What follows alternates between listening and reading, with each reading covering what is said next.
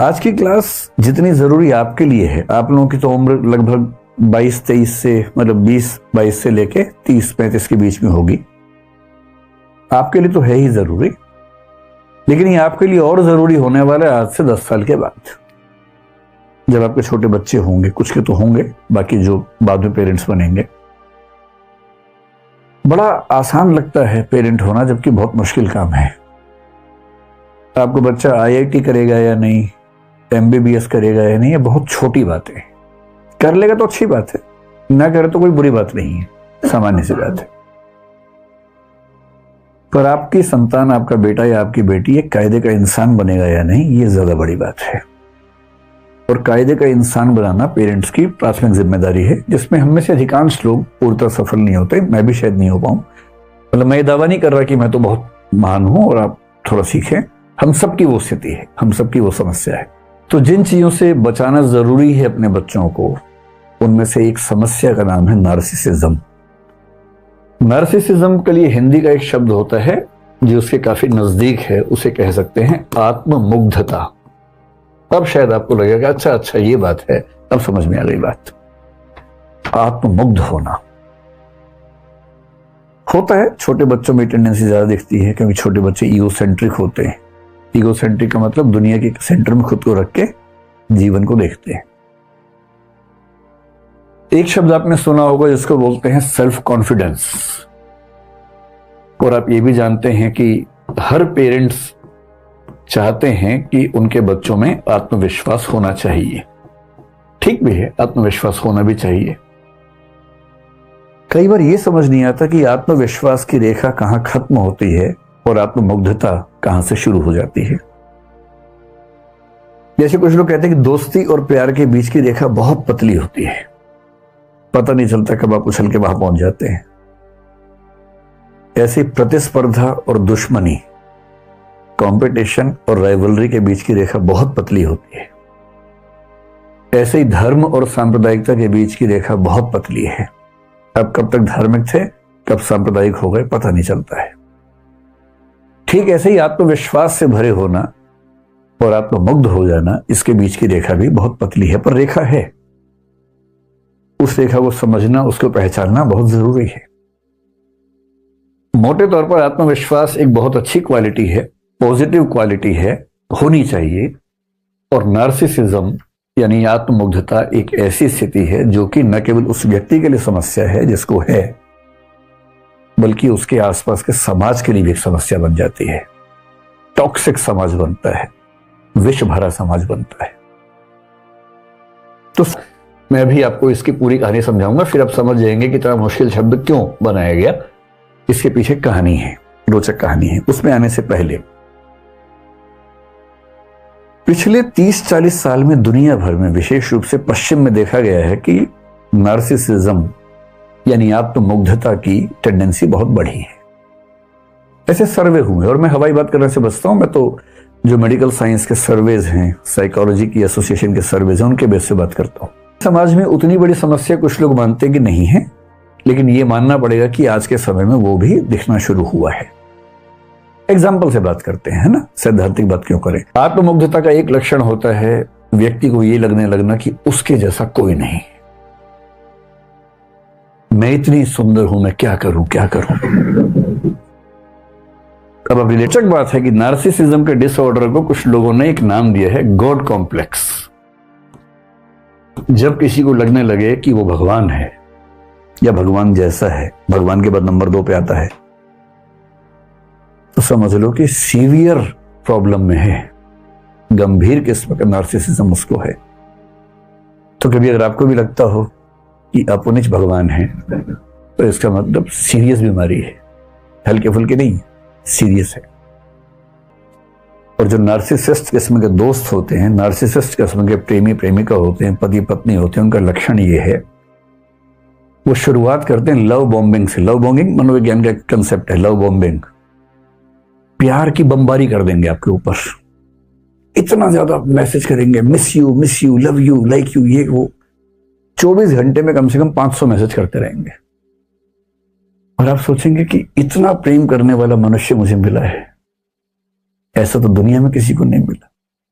ये पहला फेज है, ये स्थायी नहीं है, ये सिर्फ पहला फेज है। वो दरअसल सिर्फ अपने आप से प्यार करता है।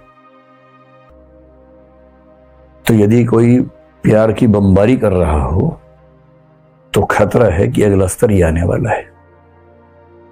फिर वो आपको हर चीज के लिए जिम्मेदार साबित करेगा, आपका आत्मसम्मान छीन लेगा, सेल्फ रिस्पेक्ट, सेल्फ एस्टीम खत्म कर देगा।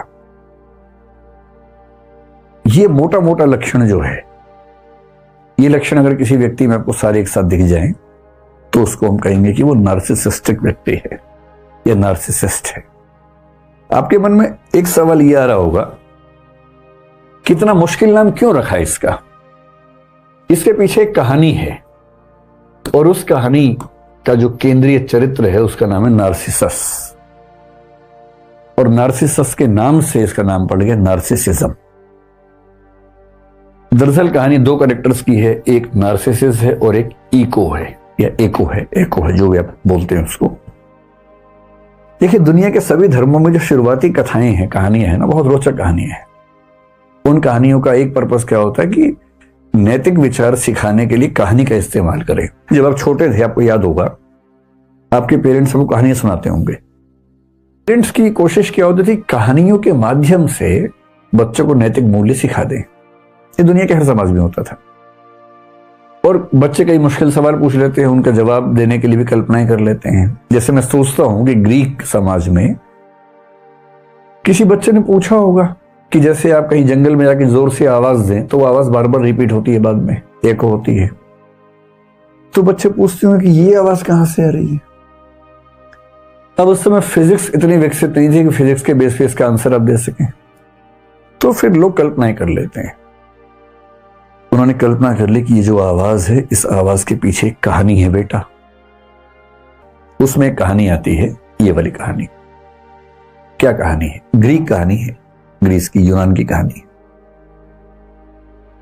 ये एक लड़का था नार्सिसस, और ये कौन था? तो एक देवता है, नदियों के देवता ग्रीस में। जैसे हमारे यहाँ होता है ना कि वर्षा के देवता, सूर्य देवता, चंद्र देवता, वहां भी खूब देवता माने जाते थे उस समय में। तो जो नदियों के देवता थे, सिफिसस बोलते थे उनको। और साथ में एक अप्सरा थी। अप्सरा शब्द यहां भी खूब चलता है ना, हमारे यहाँ मेनका को अप्सरा माना गया। और कौन अप्सराएं हैं?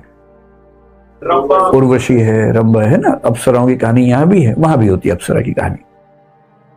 निम्फ बोलते हैं, NYMPH। निम्फ का मतलब होता है अप्सरा ग्रीक लिटरेचर में।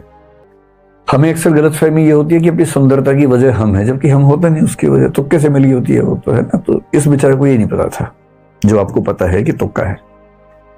इतना सुंदर था कि इस पे वो गाना सूट करता है, मैं इतना सुंदर हूं, मैं क्या करूं। सच में सूट करता है। इतना सुंदर था कि जो इसको देखता था पागल हो जाता था। इतना सुंदर, पर जितना सुंदर था उतना घमंडी भी था, घोर अहंकारी। अब कई लड़कियां इसको प्रपोज करती थी। भाई, अगर उसी समय एक और लड़की थी, वो लड़की एक अप्सरा थी बेसिकली। उसका नाम था एको या ईको कह लीजिए। खूब अच्छा बोलती थी, बहुत सुंदर थी। और एक देवी वीनस ने उसको एक बार कहा था कि तुम सबसे सुंदर अप्सराओं में से एक हो। बड़ी तारीफ की उसकी। बड़ी चंचल थी, खूब बोलने में शौकीन थी। एक बार इसने क्या किया कि देवताओं के एक देवता वहां बृहस्पति नाम के, जुपिटर जिनको हम बोलते हैं, जुपिटर के साथ एक खेल कर दिया। जिंदगी जी रही थी किसी तरह से। एक दिन नार्सिसस अपने दोस्तों के साथ शिकार खेलता हुआ जंगल में गया। और जब जंगल में गया तो बाई चांस ऐसा हुआ कि अलग हो गया, इसके दोस्त कहीं चले गए, गुम हो गया। जब वो रोती हुई गई तो उसकी सहेलियां जो थी अप्सराएं, वो चली गई एक देवी के पास। नेमेसिस नाम था उन देवी का। ग्रीक लिटरेचर में नेमेसिस का मतलब है रिवेंज की देवी, प्रतिशोध की देवी। प्रतिशोध की भी एक देवी है उनके यहां। इस सहेलियां गई, उनका कि देखो ये जो लड़का है ना, बहुत बदतमीज है, इससे हमारी सहेली का दिल दुखाया है। पहले कितने लोगों का दिल दुखा चुका है, कितने लोग तो बेचारे जान दे चुके हैं इस चक्कर में। आप प्रतिशोध लो इससे। तो देवी ने कहा अच्छा ठीक है, इसका अकाउंट शुरू करते हैं। और फिर एक दिन ये फिर से शिकार करने गया तो देवी ने एक जाल बुना इसके लिए, नेमेसिस ने। और इसको प्यास लगी बहुत जोर से। पानी ढूंढते ढूंढते जब आगे बढ़ा, वहां एक पूल था, तालाब समझ लीजिए, सुंदर सा तालाब था। पर तालाब इस तरह से बना हुआ था कि उसमें कुछ कदम रख के, मतलब तालाब समझ लीजिए कि इस तरह का तालाब था। यह संभव नहीं था कि अब इसमें 2 कदम चले जाएं, बहुत गहरा तालाब था। तो यहां लेट के फिर पानी निकालने की स्थिति थी, ऐसे करके। तो ये पेट के बल लेटा जैसे पानी निकालने के लिए, पीने के लिए, और जैसे ही लेटा इसको अपनी ही परछाई देखी पानी के अंदर, मुश्किल हो जाएगा। और आज उसने पानी में अपने रिफ्लेक्शन को देख लिया। जैसी देखा, ये खुद दीवाना हो गया। अच्छा, इसको ये नहीं पता था कि वो रिफ्लेक्शन है। उस समय तक विज्ञान उतना विकसित नहीं था कि समझ जाए कि रिफ्लेक्शन है। उसको लगा कोई और है, पानी के अंदर का देवता है शायद कोई।